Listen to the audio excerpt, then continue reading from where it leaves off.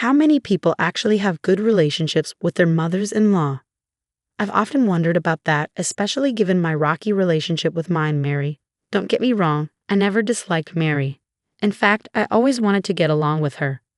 But from the very beginning of our marriage, it seemed like Mary was twisting my good intentions. My husband and I got married 4 years ago.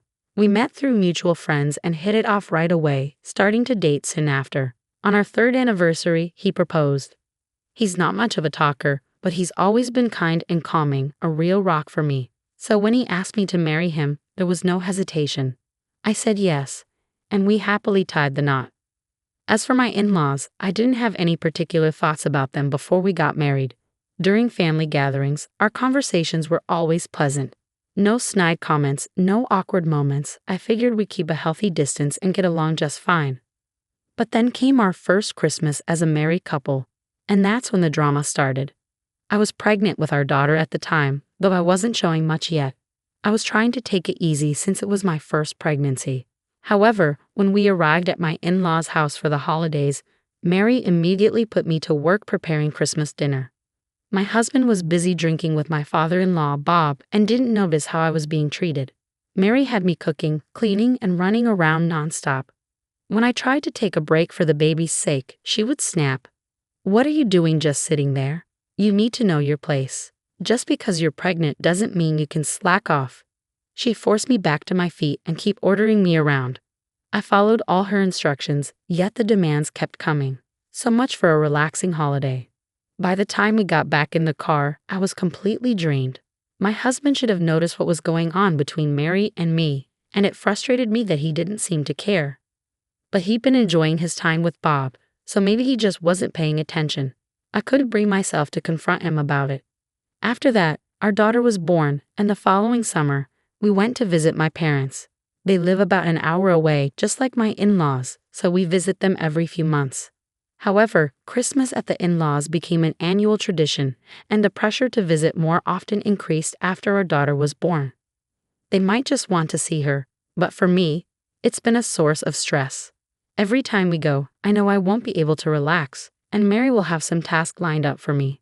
I knew exactly what I was getting into, and if it were up to me, I wouldn't have gone. But my daughter was still young, and I couldn't just leave her behind. My husband, as clueless as ever, didn't seem to notice that Mary was making my life miserable. The only one who seemed to get it was Bob, but he's practically invisible at the in-laws' house. He never says anything to Mary, and she knows this. So she doesn't openly harass me when my husband is around, but if it's just Bob, she'll make snide remarks. On top of that, Mary has me prepare meals and then serve them only to my husband and Bob, saying, "We'll eat later. We have chores to do." Then she eats in the kitchen, leaving nothing for me. If we all have to sit at the table together, she'll eat my portion of the side dishes and say, "Emma, you said you didn't like this, remember?" My husband will look genuinely surprised and say, "Oh, you didn't like it?" Mary will turn to him and say, "See, you have to keep track. Emma is so picky," which is nonsense. I'm not particularly picky and generally eat what's given to me. Dealing with Mary's subtle harassment had become exhausting. On one particular visit, I realized I'd only managed to eat one meal over a 2-night stay. This wasn't unusual. It had become so routine that I started bringing my own emergency snacks, like sweet bread and cookies, whenever we visited the in-laws.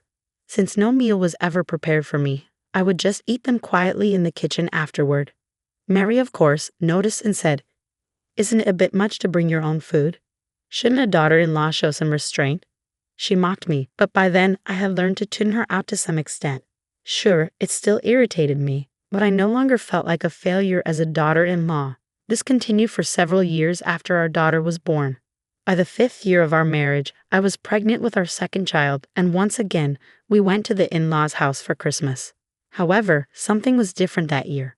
My husband, who usually jumped straight into drinking with Bob, seemed to be acting a bit strange. As soon as we arrived, Mary, as expected, pounced on me with, "Emma, can you help with the Christmas dinner?" Knowing that help meant doing it all myself, I simply agreed. But before I could even get started, my husband, who had been unusually attentive, interrupted. "No, Emma can sit." "Mom, Emma is pregnant with our second child," he said firmly. Even so, when I tried to speak up, my husband sharply snapped, Just sit down. I was shocked. This was so unlike his usual calm demeanor. Before I could react, Mary chimed in. Look, things go faster when women handle these tasks. Emma helps me every month, so just sit down. Okay? Come on, Emma. Unable to do anything else, I ended up being bossed around by Mary as usual. But today was different. My husband was following us into the kitchen. Mom, where's Emma going to sit? You're going to help too, right? He asked. Mary quickly fetched a chair and set it in front of me, saying, Here, sit down, Emma. You're pregnant, after all. Her tone was uncharacteristically kind, while my husband just stood there, silently observing. Mary, growing restless, tried to get my husband out of the room. Why don't you go have a drink with Dad? She suggested, but he didn't budge. Then, when our daughter started fussing, Mary tried again. Listen, Betty's crying. Go soothe her. Finally, my husband left the kitchen, and Mary immediately sighed. Oh, I'm tired. Emma, just finish the rest yourself. Stand up. Pregnancy isn't an illness. She snatched the chair from me and sat down. But Mary's relief was short-lived. My husband returned, carrying our daughter. Caught off guard, Mary tried to stand up but ended up falling with the chair. My husband glared at her. Why are you sitting, Mom, while Emma is standing? He asked in a cold voice. Flustered, Mary stammered. Oh, my back just started hurting a bit. I just switched places for a second. She hurriedly returned the chair to me. Thanks to my husband's presence, Mary actually helped with the Christmas dinner prep, and we finished in half the usual time. Still, my husband remarked, this was much quicker than usual, even though you both should be working on this every year. His comment was mysterious, and Mary didn't reply. Instead, she said, I'm going to start preparing dinner. Why don't you go to the living room with Betty? She tried to smile as she said this, but my husband didn't move an inch. Instead, he said, Mom, why don't you want me in here? Is there something you're trying to hide? Mary was clearly flustered but managed to stammer, No, not really. My husband sighed and said, Call me if you need anything, and then returned to the living room with our daughter. Once he was gone, Mary shot me a glare. Did you say something to John? She hissed. I was just as surprised as Mary. I never imagined my husband would behave like this. I haven't said anything. I don't know what you're talking about, I replied, genuinely confused. Mary exhaled sharply, then muttered, Fine, whatever. After dinner, you'll be cleaning upstairs. You know the drill, you do it every year. I prepared dinner as usual, and just as typically, Mary served my husband, Bob, and herself first. But today was different. My husband firmly insisted, We won't eat until Emma joins us, disrupting Mary's usual plan. So we all ended up eating together. He kept adding more side dishes to my plate, saying, Emma, you're pregnant, you need to eat well. Normally, Mary would give me smaller portions, assuming I disliked certain dishes, but this time she couldn't intervene. Emma, are you sure you like that? You don't have to force yourself to eat, she said, trying to take the dish away. But my husband stepped in. No, Emma eats what she's given. It's better for the baby if she doesn't have food preferences. With that, Mary fell silent. After dinner, I usually do the dishes by myself, but this time my husband stepped in.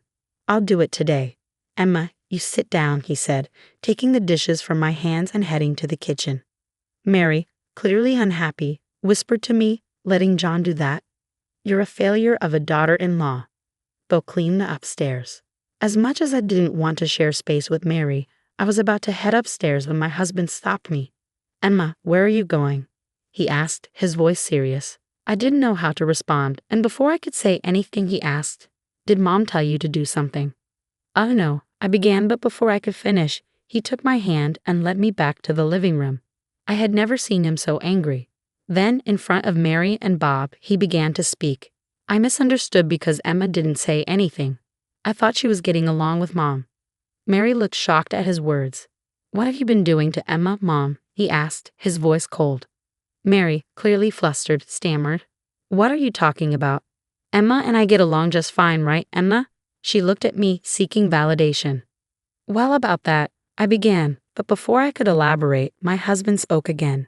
Every time we come back from visiting here, Emma seems more exhausted than ever. I noticed Emma looking down, and though I was concerned, I didn't press the issue because, on the surface, everything seemed fine. Mom, you haven't been harassing Emma, have you? I asked, trying to mask my worry. Mary's face flushed with anger. I haven't done any such thing.